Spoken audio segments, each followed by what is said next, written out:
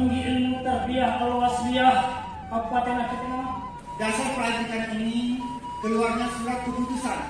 Demi Allah saya bersumpah.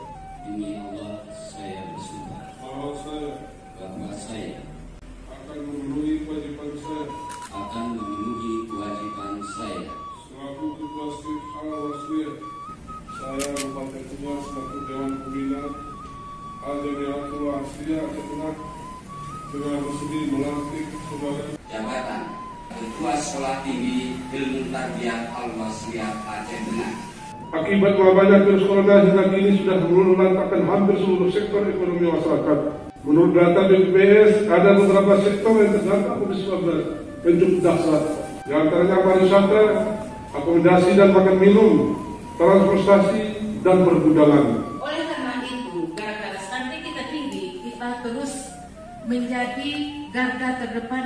Kader-kader PKK yang ada di Kabupaten Aceh Tengah itu menjadi garda terdepan untuk menekan stunting.